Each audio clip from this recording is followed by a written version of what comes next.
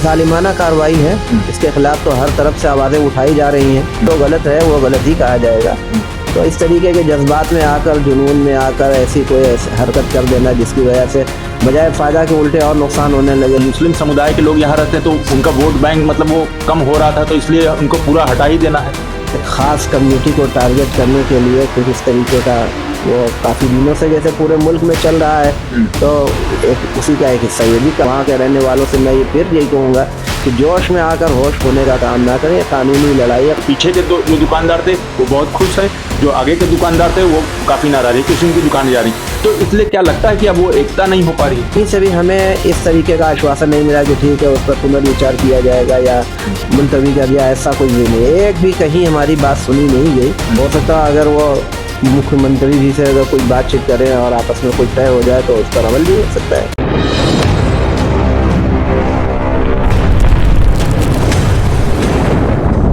मेरे साथ मौलाना अब्दुल बातिन जी हैं, और जिस तरह से दालमंडी में लोग अब लगातार त्राही कर रहे हैं और जिस तरह से चौड़ीकरण को लेकर सरकार एक तरफा जो चौड़ीकरण कर रही है, यानी कि 17.4 मीटर के चौड़ीकरण को लेकर लोग परेशान हैं।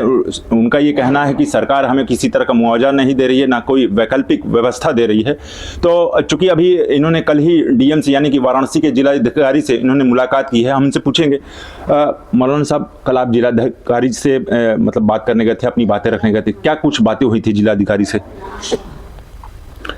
हम लोग चूँकि रमज़ानुल मुबारक का महीना बिल्कुल करीब है, इबादत का महीना है, सुकून से इबादत उसमें की जाती है। उसके बाद फिर ईद का त्यौहार है, फिर इसी रमज़ान ही में होली का भी हमारे हिंदू भाइयों का त्यौहार पड़ने वाला है। फिर बच्चों का एग्ज़ाम भी चल रहा है।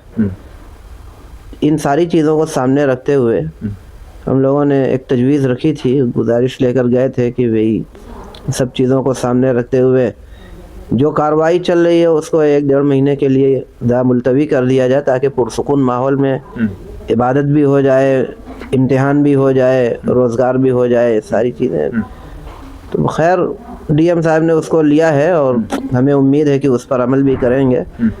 उन्होंने उसको संजीदगी से लिया है और हमें पूरी उम्मीद है कि उस पर अमल करेंगे। अगर हो जाता है ऐसा तो बहुत लोगों को फ़ायदा होगा।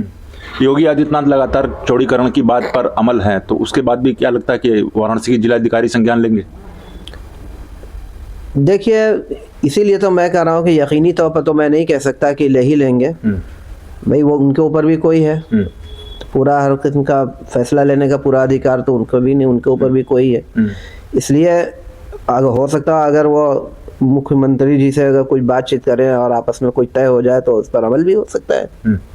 बीते चूंकि कई वर्षों से मतलब कई पीढ़ियों से लोग वहाँ 2-3 पीढ़ियों से रह रहे हैं, उसके बाद भी कुछ लोगों के पास 2 लोगों के पास मकान का स्टे है, हाईकोर्ट का है, संविधान का तमाम तरीके से उनके पास कागज है, उसके बाद भी ये लगातार कार्रवाई हो रही है। इस कार्रवाई को कैसे देखें? ये जालिमाना कार्रवाई है, इसके खिलाफ तो हर तरफ से आवाज़ें उठाई जा रही हैं।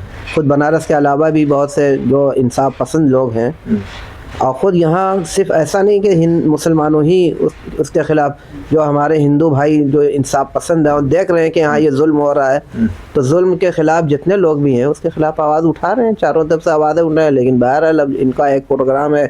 ख़ुद मैंने भी शुरू में गृह मंत्रालय में और फिर मोदी जी के यहाँ, प्राइम मिनिस्टर साहब के यहाँ और दीगर और भी जो बड़े बड़े जो हमारे मिनिस्टर हैं, उन लोगों के यहाँ हमने लेटर लिखकर ये कोशिश की थी कि भाई ये उसमें नज़रसानी हो, इस तरीके का ऐसा प्रोग्राम ना बनाया जाए जिसकी वजह से लोगों का माली नुकसान हो, घर उजड़ जाए, कारोबार बिखर जाए।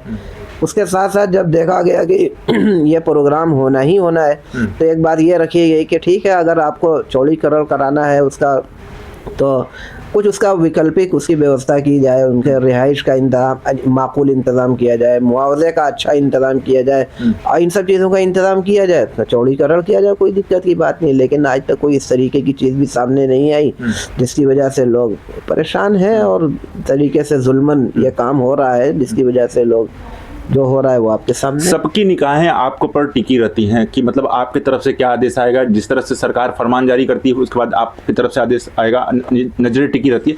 लेकिन क्या लगता है कि शुरू से आपने क्या जो बातें रखी, क्या उस पर एकदम मतलब वो मतलब नज़रअंदाज कर दिया गया?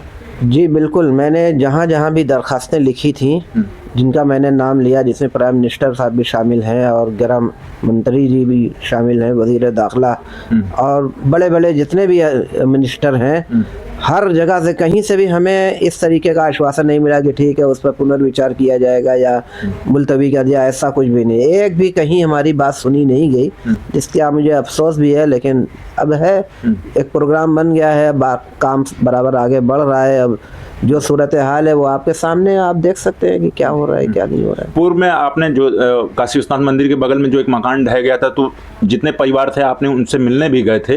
तो अब जो दालमंडी परिसर यानी जो दालमंडी की जो दुकानें सब है उसमें तमाम हिंदू मुस्लिम के तमाम समुदाय के लोग रहते थे। अब लगता है क्या सरकार मतलब एक तरफा ये काम कर रही है? जी बिल्कुल, ये जालिमाना ये है। और इस तरीके की जो बातें प्लानिंग हो रही है, इस तरीके का ऐसा महसूस हो रहा है कि बिल्कुल टारगेट करके ऐसा प्लान बनाया जा रहा है। तो ये अच्छी बात नहीं है। और मैंने तो या सारे लोगों ने भी उस प्लान का कोई वो नहीं किया, मुखालफत। हमने शुरू से कहा और आज भी हम यही कह रहे हैं कि ठीक है करिए, लेकिन अच्छा मुआवजे का इंतज़ाम कीजिए, रिहाइश का इंतज़ाम कीजिए, मुआवजा इतना दीजिए कि उनकी दुकान भी इंतज़ाम हो जाए, कारोबार भी ना ख़त्म होने पाए और रहने सहने का भी की भी व्यवस्था उनकी अच्छी हो जाए। ऐसा अगर अच्छा हो जाता है, अच्छा मुआवजा मिल जाता है, कोई मुखालफत नहीं है। बल्कि मैं खुद अपील करूँगा कि नहीं ठीक है, आप लोग भी रजिस्ट्री करना शुरू कीजिए। जब अच्छी खासी रकम मिल रही है, मुआवजा अच्छा मिल रहा है तो आप कीजिए। लेकिन ऐसा कुछ तो सामने आवे। जहाँ तक मेरी मुलाकातें हुई हैं लोगों से, जो बातें मेरे तक सामने आई हैं, तो मैं इसी नतीजे पे पहुंचा कि मुआवजे की जो राशि है और जो रकम है उतनी नहीं आ पा रही है, उतनी नहीं दी जा रही है जिसकी वजह से लोग संतुष्ट हो सकें।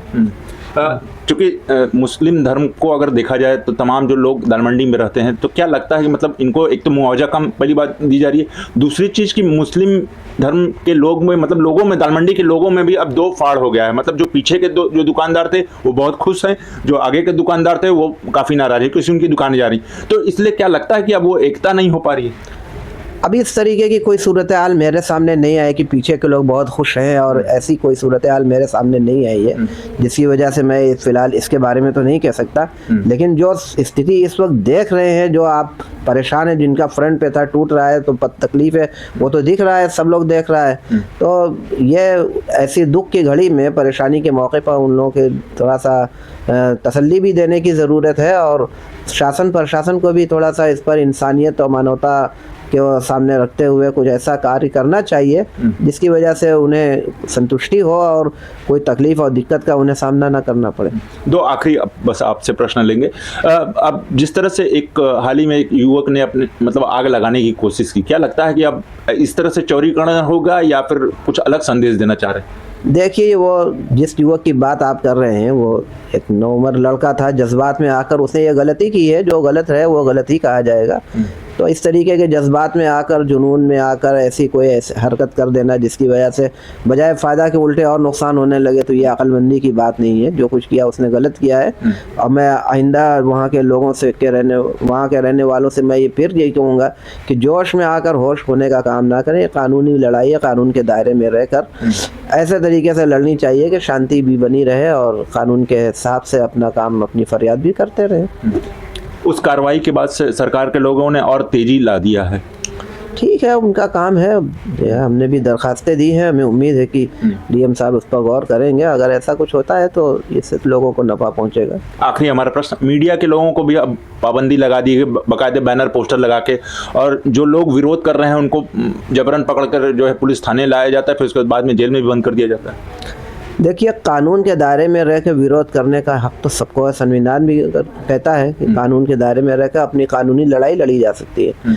अब कानून के दायरे में रहकर अगर वो लोग विरोध कर रहे हैं, उसके बावजूद उन्हें विरोध नहीं करने दिया जा रहा है, उनके खिलाफ कार्रवाई की जा रही, तो ये अच्छी बात नहीं। मीडिया को भी बंद कर दिया। हाँ, ये तो खैर उनका अपना है, उनका अपना प्रोग्राम है। और वो बेहतर समझते हैं कि हमने क्यों बंद किया है उसको, क्यों हमने उस पर पाबंदी लगाई है, उसका बेहतर तो वही बेहतर जान सकते हैं, बतला सकते हैं। क्या सरकार के लोगों को ये लग रहा है कि सिर्फ मुस्लिम समुदाय के लोग यहाँ रहते हैं तो उनका वोट बैंक मतलब वो कम हो रहा था तो इसलिए उनको पूरा हटा ही देना है?